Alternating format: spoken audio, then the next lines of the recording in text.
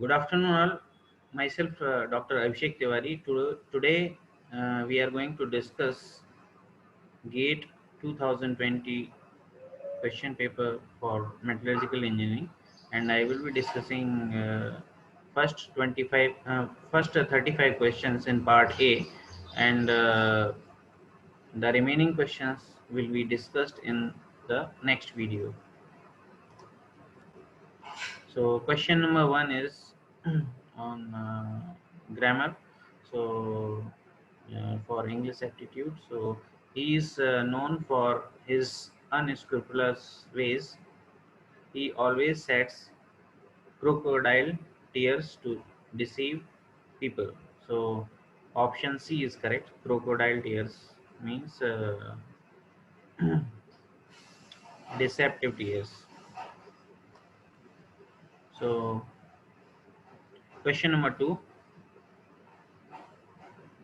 Zofra Archer, the England fast bowler, is more fast than accurate.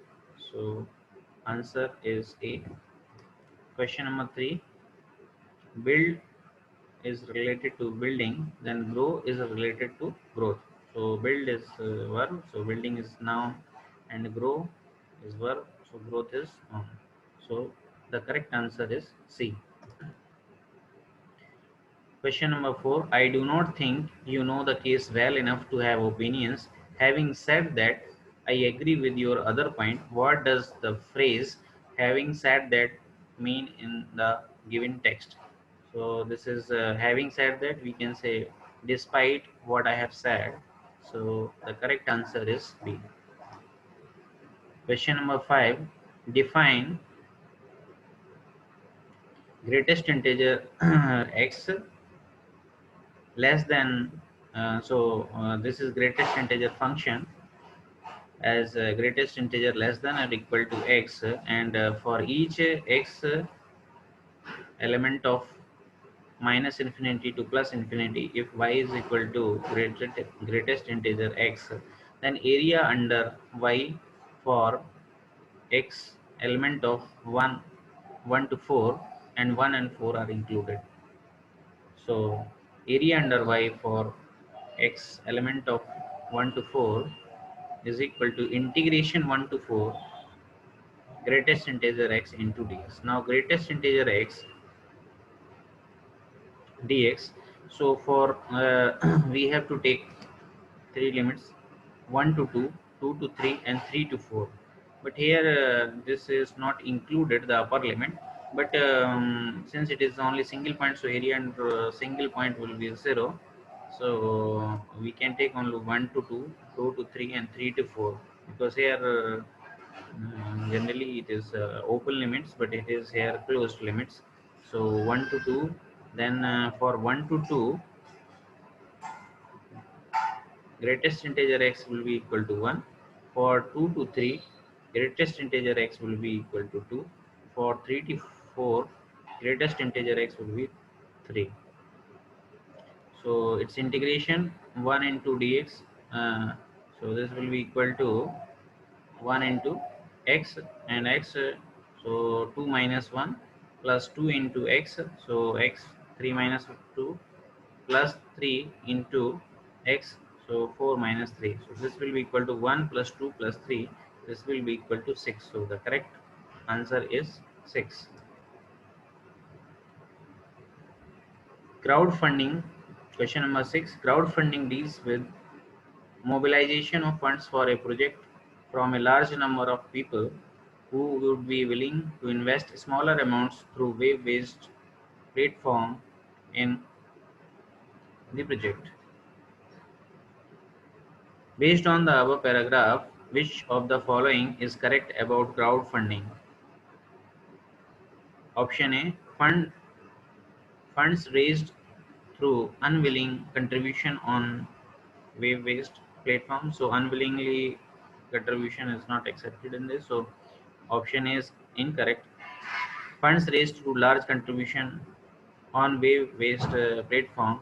So option B is also incorrect, because when we go for crowdfunding, then we look for small amounts through web-based platform. So option B is also incorrect. And funds raised through forced contribution on web-based platform. So coursing is not allowed. So C is also incorrect. Then option D, funds raised through voluntary contributions on web-based platforms. So option D is correct. Question number 7. PQRS are to be uniquely coded using alpha and beta. P is coded as alpha alpha, Q is coded as alpha beta, then R and S can be coded as, so we can code it as beta alpha beta beta. So the correct answer is D. So this is mathematics question. The sum of the first n terms in the sequence 8, 88, 888, 8888 is so first we write s is equal to s plus 88 plus 888 plus up to nth term. Now we divide it by 8, so s by 8 will be equal to Sn, small sn, it will be equal to 1 plus 11 plus 111 plus and so on up to nth term. Now if we look at t2 minus t1, this will be 11 minus 1 equal to 10 equal to 10 to the power 1. T3 minus T2 will be equal to 111 minus 11 is equal to 100 is equal to 10 is to the power 2. T4 minus T3 will be equal to 1111 minus 111 will be equal to 1000 will be equal to 10 is to the power 3. If we look at this pattern, then we get Tn plus 1 minus Tn is equal to 10 is to the power n. If we sum it all, then these terms will cancel diagonally. So T2 this cancel, T3 cancel, T4 cancel, Tn cancel. So ultimately we get, sorry, Tn plus 1 minus T1 will be equal to 10 plus 10 square plus 10 cube and so on up to 10 to the power n. So this will be equal to geometric progression. So a r raised to power n minus 1 divided by r minus 1. So a is 10, r raised to power n, so 10 raised to power n minus 1 upon 10 minus 1 is 9. So this is Tn plus 1 minus T1. Now T1 is 1, so Tn plus 1 will be equal to 1 plus 10 raised to power n minus 1 upon 9 will be equal to 10 raised to power n plus 1 minus 1 upon 9. Now if we write Tn from like Tn plus 1 we got this, then Tn will be equal to 10 raised to power n minus 1 upon 9. So if we calculate the sum of the series, then Sn will be equal to sigma of 10 raised to power n minus 1 upon 9. Sn will be equal to 1 upon 9 sigma 10 raised to power n minus 1 sigma n equal to 1 to n. So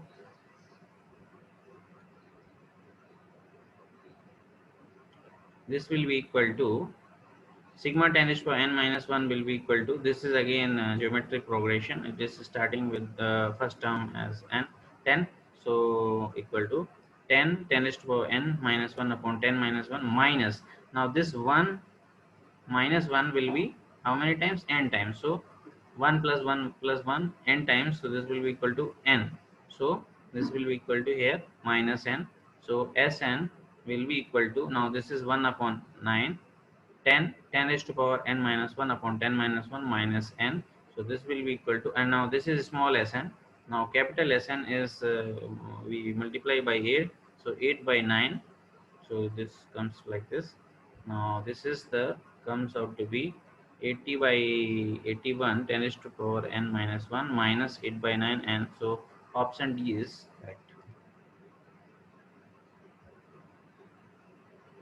Select the graph that schematically represents both y is equal to x raised to power m and y is equal to x raised to power 1 by m properly in interval x lies between 0 to 1 for integer values of m, where m is greater than 1. So let's say if it is like y is equal to x square, okay, so x square is equal to 4ay, right? So this will be like upward open parabola, and if this is y is equal to root x, like if m is equal to 2, so this will be equal to y is equal to root x. So x x will be equal to y square. Okay, so this will be like this. So the correct option will be option A, because the graph will be downward open if the second derivative of y with respect to x is negative, and graph will be upward open if second derivative of y with respect to x is positive. So d2y upon dx square for x raised to power m will be equal to m into m minus 1 x raised to power m minus 2. Since m is greater than 1, so this will be equal to positive. And d2y upon dx square for x raised to power m plus 1, d2y upon dx square for y is equal to x raised to power 1 upon m will be equal to 1 upon m into 1 upon m minus 1 into x raised to power 1 upon m minus 2. Now m is greater than 1, so this quantity will be negative, so this will be negative. Okay, so this will be, if it is negative, then it will be downward open graph. So option A is correct.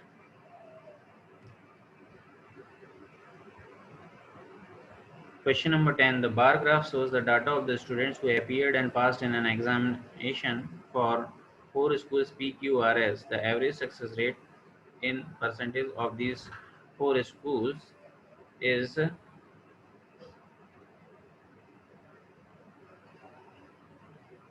100, 200, 300. So on y-axis we have number of students. On y-axis we have number of students,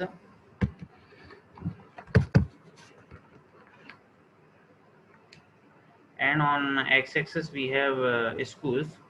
So success rate of P will be equal to 280 divided by 500 multiplied by 100 will be equal to 56%, and success rate of Q will be equal to 330 divided by 600 into 100 will be equal to 55, and success rate of R will be equal to 455 divided by 700 into 100 will be equal to 65%, and success rate of S will be equal to 240 divided by 400 into 100 will be equal to 60%. So average success rate will be the success uh, rate of all the schools divided by number of schools will be equal to 59%. So the correct answer is C. The general solution to the following homogeneous differential equation d2y upon dt square plus 4 dy by dt plus 3y is equal to 0. So the solution is yt is equal to c1 e raised to power lambda 1 t plus c2 e raised to power lambda 2 t.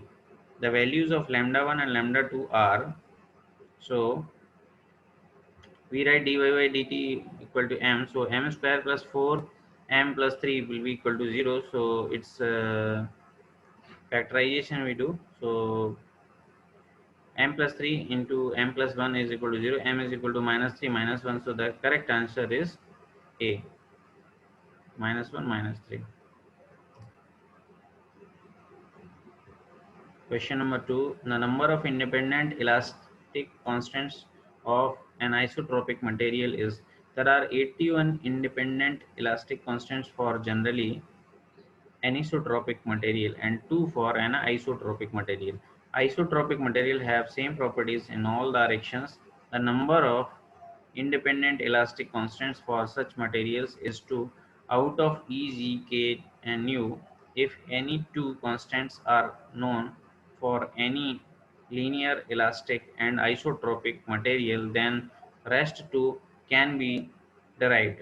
The generalized Hooke's law for a material is given as sigma ij is equal toCijkl epsilon kl, where ijkl could be 1, 2 and 3, where sigma ij is the second order tensor known as stress tensor and its individual elements are stress components. Epsilon ij is another second order tensor known as strain tensor and its individual elements are strain component. Cijkl is a fourth order tensor known as stiffness tensor and Cijkl is also known as stiffness matrix as popularly known. The individual elements of this tensor are stiffness coefficients for this linear stress strain relationship. Thus, the stress strain tensor has 3 by 3 is equal to 9 components each, and stiffness tensor has 3 raised to power 4 is equal to 81 independent elements. The individual elements are referred by various names as elastic constants, moduli, or stiffness coefficient. The isotropic material has have same properties in all directions, and out of elastic constants EG K, that is Young's modulus of elasticity, shear modulus of elasticity, and bulk modulus of elasticity, and bulk sorry, and shear modulus and bulk modulus, and nu is the Poisson's ratio. If any two constants are known for any linear, elastic, and isotropic material, then rest two can be derived. So the general relationship between E and K is E is equal to 3K1 minus 2 nu and E equal to 2G1 plus nu and E is equal to 9Kg upon 3K plus G. So these relations you have to remember. Sometimes a question can be asked on these relations also. So the correct answer here is 2, because for isotropic material the number of independent elastic constants for an isotropic material is 2. Question number 3. A slip system consists of a slip plane and a slip direction. Which one of the following is not a valid slip system in a FCC copper crystal? A valid slip system is one in which slip direction UVW lies in slip plane HKL. This means the dot product of slip direction and slip plane. Sorry, this is slip plane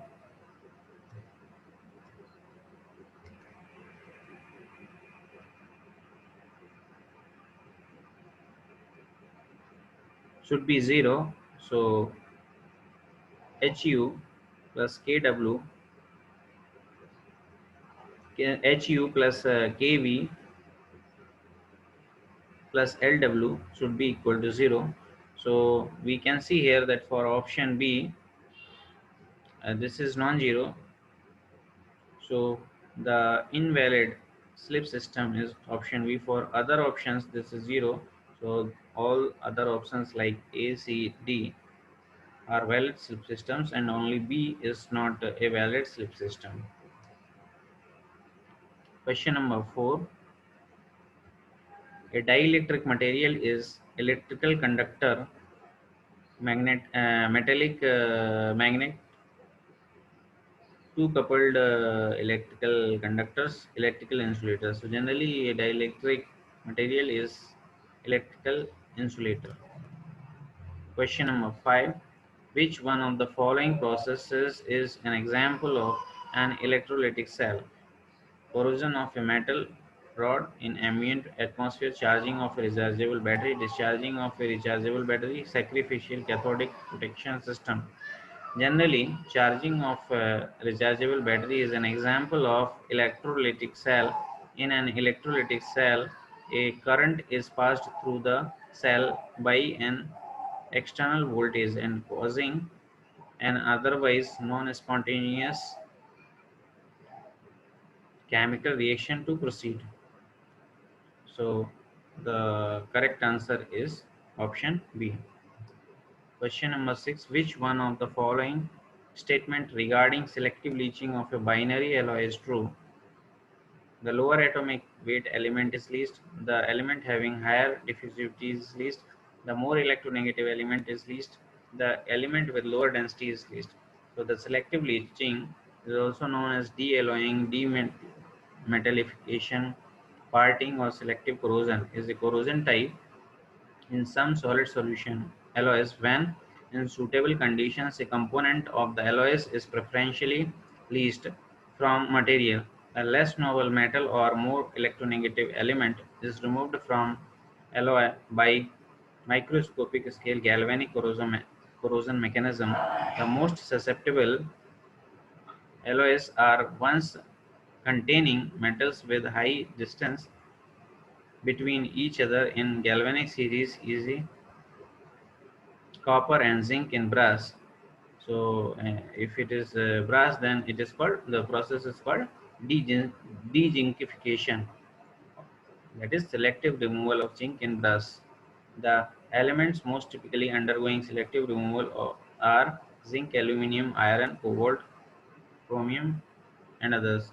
So the correct option is the more electronegative element is least. So correct answer is option C. Question number 7. In greens and casting, which one of the following is not a part of gating system? Runner, sprue, riser, pouring basin. So here we have runner, and this is sprue, and this is pattern.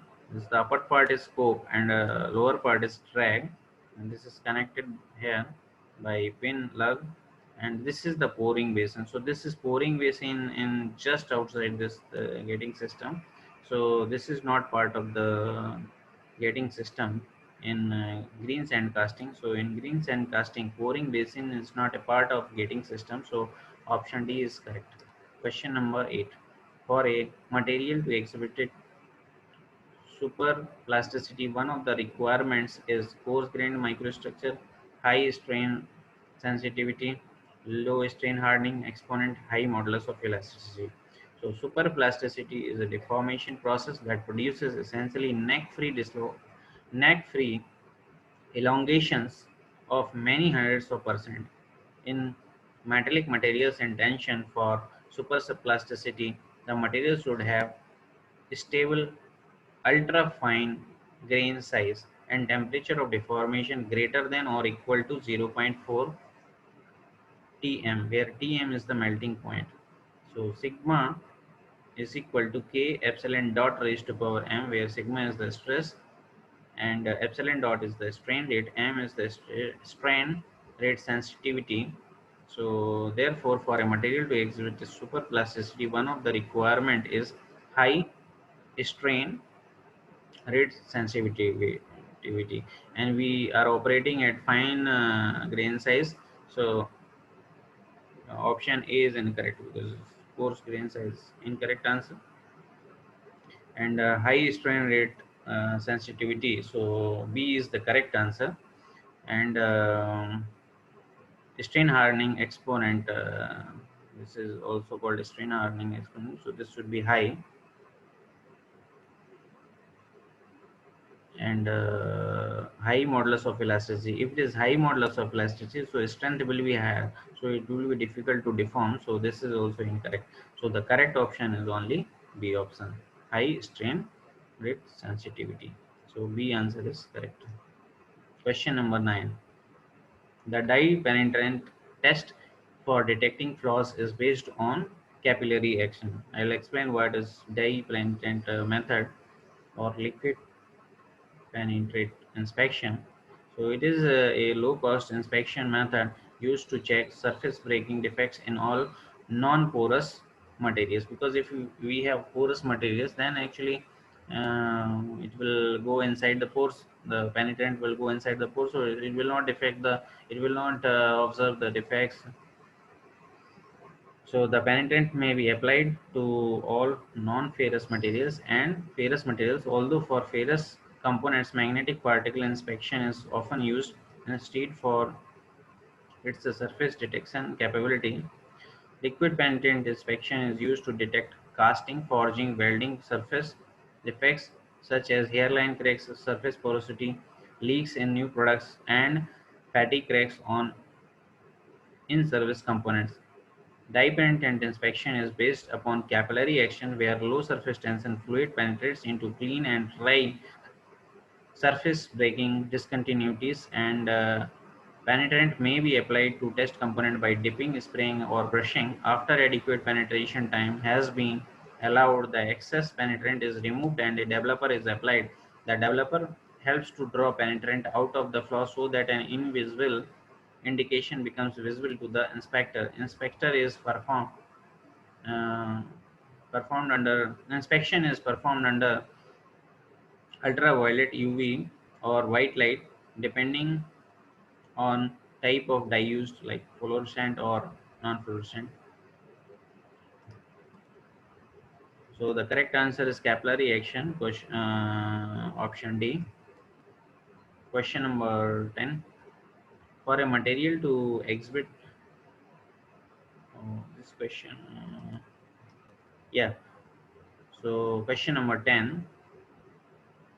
When 1 mole of C3H8 at 300 Kelvin is burnt with stoichiometric amount of oxygen at 300 Kelvin to form CO2 and H2O, the adiabatic flame temperature is 5975 Kelvin. If C3H8 is burnt under same conditions but excess oxygen, the adiabatic flame temperature will be equal to 5975, higher than 5975, lower than 5975, higher or lower of 5975, depending upon the amount of. So what is the correct answer? So actually C3H8 plus 5O2 is equal to 3CO2 plus 4H2O. So in the study of combustion, there are two types of adiabatic flame temperature depending on how the process is completed. First is the constant volume and another is the constant pressure, both of which describe the temperature that combustion products theoretically can reach if no energy is lost to the outside environment. The constant volume adiabatic flame temperature is the temperature that results from a complete combustion process that occurs without any work, heat transfer, or changes in the kinetic or potential energy. If the temperature is higher than its temperature, means at constant volume, adiabatic flame temperature is higher than the constant pressure process because no energy is utilized to change the volume of the system. Now in this question actually we have excess oxygen left, so that means it is not happening at constant volume, so that means some energy is utilized in heat transfer. So that means that the adiabatic flame temperature will be lower than 5975 Kelvin irrespective of amount of excess oxygen. So the option C is correct. Question number 11. Two solid spheres X and Y of identical diameter are made of different materials having thermal diffusivities 100 into 10 to the power minus 6 meter square per second and 25 into 10 to the power minus 6 meter square per second respectively. Both spheres are heated in a furnace maintained at 1000 Kelvin. If the center of the sphere X reaches 800 Kelvin in 1 hour, the time required for the center of the sphere Y to reach 800 Kelvin is. So generally the rate of heat transfer QR for a radial element can be written as minus Ka dt upon dr. Since the areas of spheres are same, so A is same, temperature difference is same between the outer diameter and the final outer diameter and the center. So the temperature difference is same, radii are same. Therefore, rate of heat transfer will be proportional to thermal conductivities. And we know the thermal diffusivity alpha is equal to K upon rho Cp, where alpha is thermal diffusivity and K is the thermal conductivity and rho is the density and Cp is the specific heat capacity. So del T upon del T is equal to alpha del 2T upon del 2T. So that is d2T upon d r square, right? So here this T2, this T and alpha, you see T and alpha is constant, T into alpha will be constant. So T2 upon T1 will be equal to alpha 1 upon alpha 2 will be equal to 100 upon 25 will be equal to 4. So T2 will be equal to 4 into 1 hour, that will be equal to 4 hours. So correct option is C. Question number 12. Select the correct spectra shown on log scale in figures for emission from a gray surface and a black body, both maintained at 1000 degrees centigrade. So generally if we have a spectra on y-axis we have spectral emission power and on x-axis we have wavelength, then generally for gray body, uh, the gray body and the spectra for gray body is below the spectra for black body. So the correct option is D, and it is not zigzag generally. So it is smooth, and it is not intersecting also. So this is clearly this is the blow black body. So option D is correct, and it is not zigzag. So option A is also not correct. Question number 13. Given three vectors x is equal to this and y equal to this and z equal to this, which one of the following statement is true? X, Y, Z are mutually perpendicular, X, Y, Z are coplanar, X makes an angle of 30 degree with normal to plane containing Y and Z, and Z makes an angle of 60 degree with normal to the plane containing X and Y. So if we do x dot y, this comes out to be 0, y dot z, this comes out to be 0, and z dot x, this comes out to be 0. So x is perpendicular to y is perpendicular to z, and z is perpendicular to x. So x, y, z are mutually perpendicular. So option A is correct. Angle between two neighboring tetrahedral bonds in SI having a diamond cubic structure is. So for diamond cubic, it is 109.5 degree. So option B is correct. The sequence of precipitation during aging of aluminum 4 weight percent copper alloy is. So generally the sequence is GP Jones, then theta double prime, then theta prime, then theta. So option A is correct. The indenter used in Rockwell hardness measurement on C scale is diamond cone, 10 mm, steel wall, diamond pyramid, 1 by 6 inch, 1 by 16-inch steel wall. So this is generally for various scales, load and indenter is identified here. So for Rockwell A scale, 60 kilo force, kilogram force. Sorry, this is kilogram force.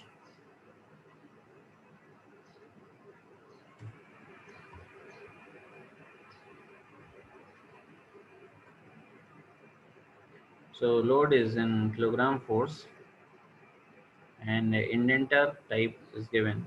So for 60 kilogram force, 120 degree diamond cone, and for scale B, 100 kilogram force, and 1 by 16-inch steel sphere is used. For Rockwell C, 150 kilogram force and 120 degree diamond cone. So 120 degree diamond cone. So this is the answer.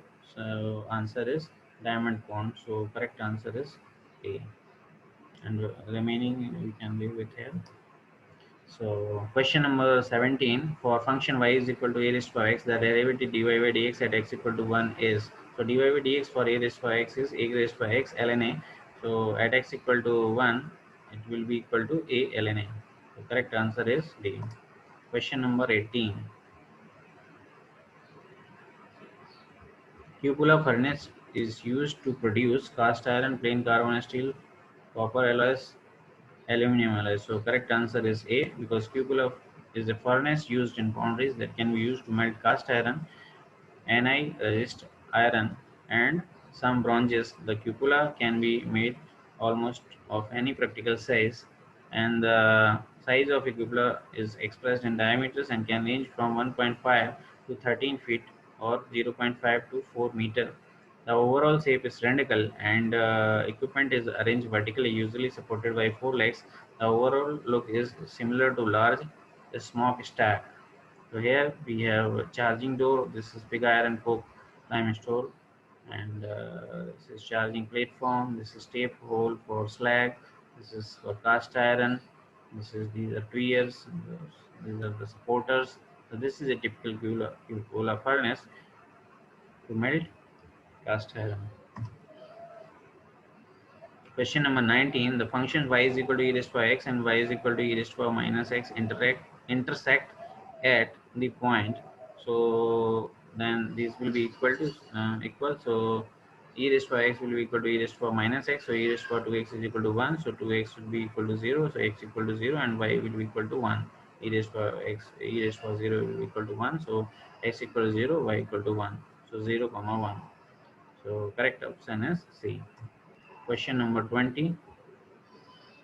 A heavily cold worked metal will yield coarser recrystallized grain size, possess a lower driving force for recrystallization, having a higher energy barrier for nucleation of recrystallized grains and recrystallize at lower temperature. So actually increasing amount of cold work will lead to an increase in hardness prior to annealing and decrease in subsequent recrystallization temperature and grain size. So generally, because of the cold working, the recrystallization temperature decreases and grain size also decreases. So the option D is correct, that it will recrystallize at lower temperature. Question number 21. For function fx given in the figure, value of integration 0 to 1, 1 minus fx dx. So 1 minus fx dx. So fx, this is y equal to x graph. So 1 minus x. So x minus x square by 2, 0 to 1. So 1 minus 0.5. This will be equal to 0.5. Question number 22. A component is subjected to tensile stress in a mechanical device is monitored periodically for cracks by NDT. The NDT technique can only detect cracks, both surface and internal, which are larger than 1 mm, keeping a 10% margin of safety. The maximum allowed tensile stress on the component will be in megapascal, round off to nearest integer, and given fracture toughness K1C equal to 30 megapascal under root meter. Assume crack geometry factor of unity. So K1C equal to sigma under root pi a. Stress intensity factor is 1, so it is not multiplied here. So K1C is the stress intensity factor for mode 1, that is crack opening mode, and sigma is uniform stress field and A is the crack length. So 30 will be equal to sigma under root of pi into 1 into 10 to the power minus 3. So sigma comes out to be 535.37 megapascal. Now here 10% safety margin is there. So let us say the maximum allowed tensile stress is sigma x, sigma max. Okay, so now 10% margin we have to take, so that means the 10% higher we have to consider. So 1.1 sigma max will be equal to this sigma calculated here. So sigma max will be equal to sigma divided by 1.1. So this will be equal to 535.37 divided by 1.1 megapascal. So this will be equal to 487 megapascal. So this comes in capital actually, megapascal, because it's a scientist name. So Pascal.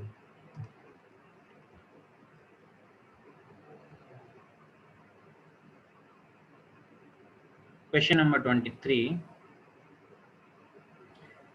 An iron plate with a total exposed surface area of 50 centimeters square undergoes atmospheric corrosion. If 200 gram of weight is lost over a period of 10 years, then the corrosion rate in kilogram per meter square per year. So corrosion rate is weight loss divided by area into time. So weight loss is 200 into 10 to the minus 3 kilogram divided by area is 50 into 10 to the minus 4 meter square into 10 years. So this will be equal to 4 kilogram per meter square per year.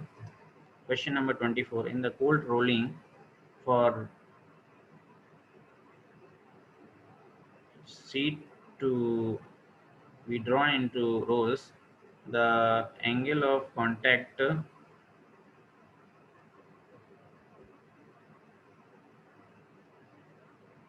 or angle of bite should be less or equal to degree, round off to 1 decimal place, given the coefficient of friction between sheet and roll is 0.1 and mu equal to 10 theta, and where theta is equal to angle of bite and mu is equal to coefficient of friction, and So 0.1 will be equal to 10 theta. Theta will be equal to 10 inverse 0.1 will be equal to 5.7 degrees.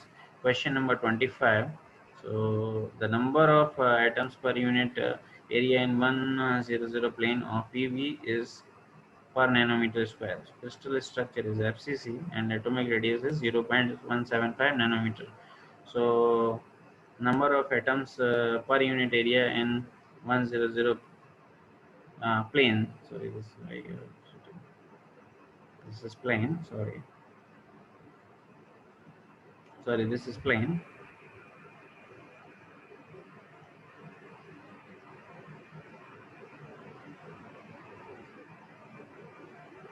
So there are these four atoms that are 1 by 4 atoms at four places. So 4 into 1 by 4 plus 1 in center, so 1 into 1, so divided by a square. So there are two atoms per a square area, so 2 divided by 0.495 nanometer. How we have calculated a here?